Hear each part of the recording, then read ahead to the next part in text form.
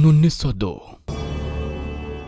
रात का अंधकार चारों ओर फैला हुआ था। शरीर का खून जमा देने वाली शीतलहर चल रही थी और साथ ही साथ हल्की हल्की बर्फबारी भी हो रही थी। सुंदरवन गांव के लोग अपनी अपनी रजाइयों में दुबके हुए पड़े थे।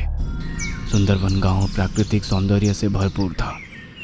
कश्मीर से सटा हुआ सुंदरवन गांव, जिसकी सुंदरता के चर्चे दूर दूर तक प्रसिद्ध थे। मगर रात के वक्त यही सुंदरता भयावहता में परिवर्तित हो जाती थी। रामेश्वर आधी रात के वक्त कहीं जाने की तैयारी कर रहा था। उसके घर के बाहर अंग्रेजों की बग्गी उसे लेने के लिए खड़ी थी। मगर रामेश्वर की पत्नी चंद्रिका का दिल पता नहीं क्यों आज घबरा रहा था। आज मेरे मन में अजीब अजीब से विचार आ रहे हैं जी। आज रात आप कहीं ना जाएं। बाहर मौसम भी बहुत खराब है। पागल हो गई हो क्या? साहब बुरा मान जाएंगे। तो उनसे आप कोई बहाना कर दीजिएगा। अरे पगली, देख नहीं रही? बाहर अंग्रेजों की बग्गी खड़ी हुई है। मत भूल, हम सब अंग्रेजों के गुलाम हैं और मेरा वहां जाना बहुत जरूरी है। इतना बोलकर रामेश्वर कंबल ओढ़ के हाथ में लालटेन लिए उस बग्गी में बैठ गया। कोचवान ने बग्गी को हवेली की तरफ दौड़ा दी। वो हवेली अंग्रेजों की बनाई हुई थी। उस हवेली में इस वक्त एक अंग्रेज अफसर चार्ल्स का शासन था। सुंदरनगर की बागडोर इस वक्त चार्ल्स के ही हाथों में थी। कुछ ही देर में बग्गी पहाड़ी इलाके से जंगल को चीरती हुई चार्ल्स की हवेली के सामने रुक गई। रामेश्वर उतरकर हवेली के अंदर चला गया। चार्ल्स की हवेली कम, भूल भुलैया ज्यादा थी। रामेश्वर चार्ल्स की हवेली का चप्पा चप्पा जानता था। कुछ ही देर में वह एक कमरे में पहुंच गया, जहां पर चार्ल्स बेसब्री से शायद उसका ही इंतजार कर रहा था। सब कुछ ठीक तो है सरकार? रात को ऐसी क्या जरूरत आन पड़ी कि आपने मेरे घर के द्वार पर शाही बग्गी भेज दी? वैसे तो मैं हिंदुस्तानियों पर कभी भरोसा नहीं करता रामेश्वर, लेकिन तुम मेरे खास आदमी हो। दरअसल कल रात मेरे कुछ सैनिक घने जंगलों में किसी जानवर का शिकार करते हुए जंगल के अंदर की ओर चले गए और आज सुबह उन सब की लाशें बहुत बुरी अवस्था में मिली। तो इसमें मैं क्या कर सकता हूँ सरकार?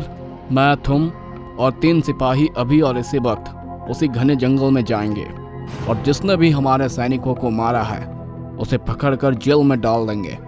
तुम इसी इलाके के रहने वाले हो, तुम जंगल का चप्पा चप्पा जानते हो। चार्ल्स की बात सुनकर रामेश्वर अंदर तक कांप कर रह गया।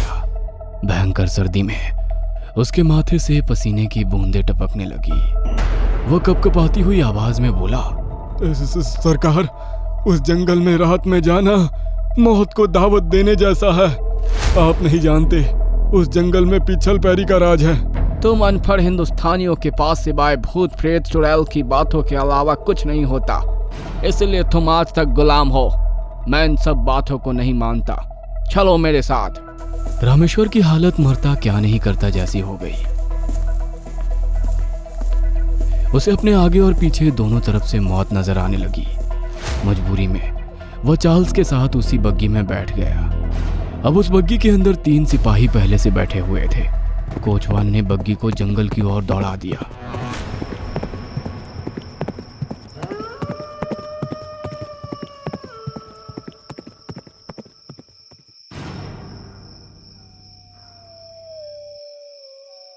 कुछ ही देर में कोचवान बोला, आगे का रास्ता बेहद खराब है, बग्गी आगे नहीं जा सकती, पैदल चलना होगा।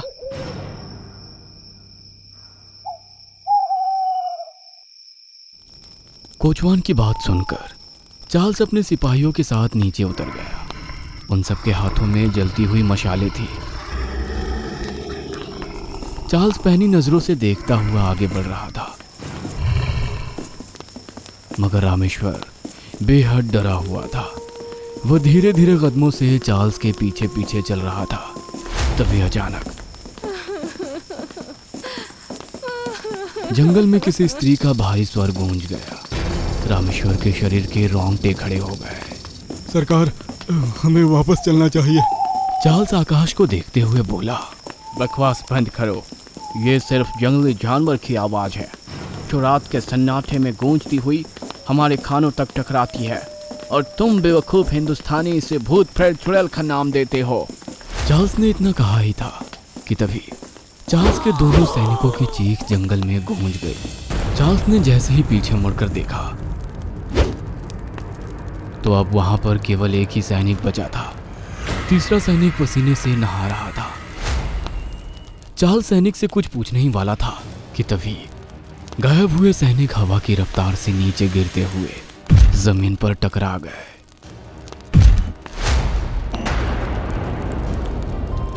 दोनों सैनिकों का सर फट चुका था, उनकी आंखें गायब थी। ऐसा लगता था मानो किसी ने उन दोनों सैनिकों को हवा में उछालकर जमीन पर पटक दिया हो। इस खौफनाक दृश्य को देखकर चार्ल्स के माथे पर पसीने की बूंदें टपकने लगी।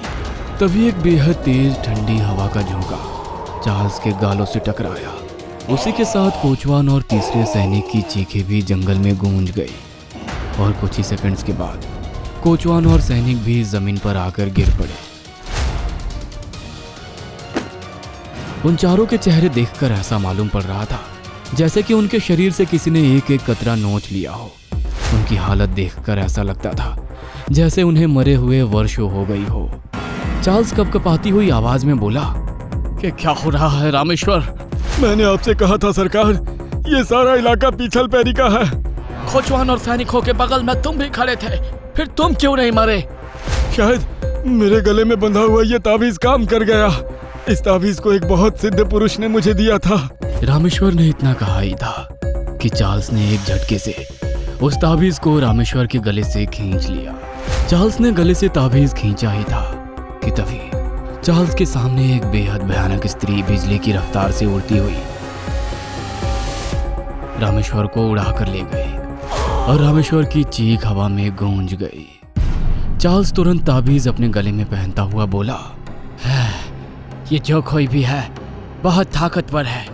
अगर मैंने इसे अपना गुलाम बना लिया तो मैं पूरी दुनिया में शासन कर सकता हूँ। चार्ल्स बहुत फुर्ती से बग्गी पर बैठकर बहुत तेजी से घोड़े दौड़ाता हुआ उस जंगल से गायब हो गया। सिमरन अपने बेडरूम में गहरी नींद में सो रही थी।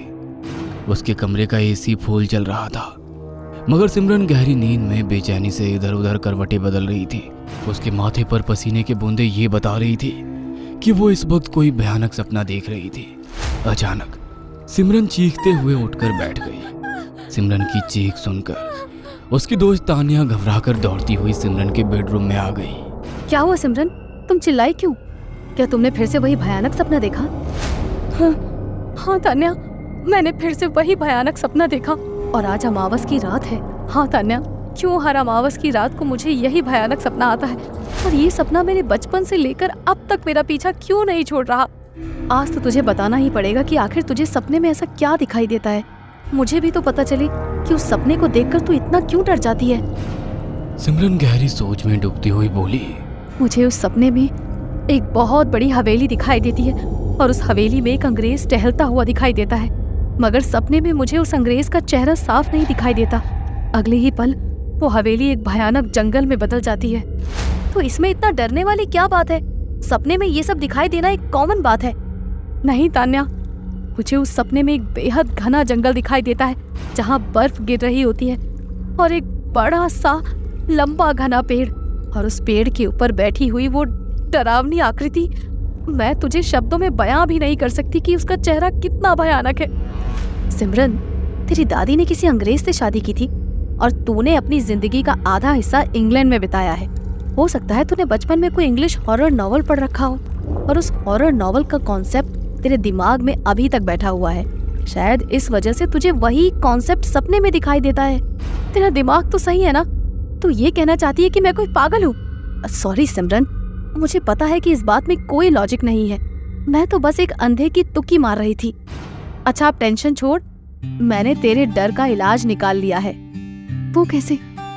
कल तेरा बॉयफ्रेंड आर्यन यहाँ पर आ रहा है। आर्यन ने हम सबके साथ कश्मीर में घूमने का प्लान बनाया है। कश्मीर में?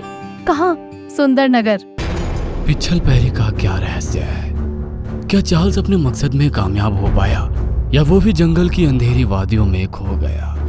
आखिर सिमरन कौन है और उसे हर अमावस्या की रात में एक ही सपना बार बार क्यों आता है।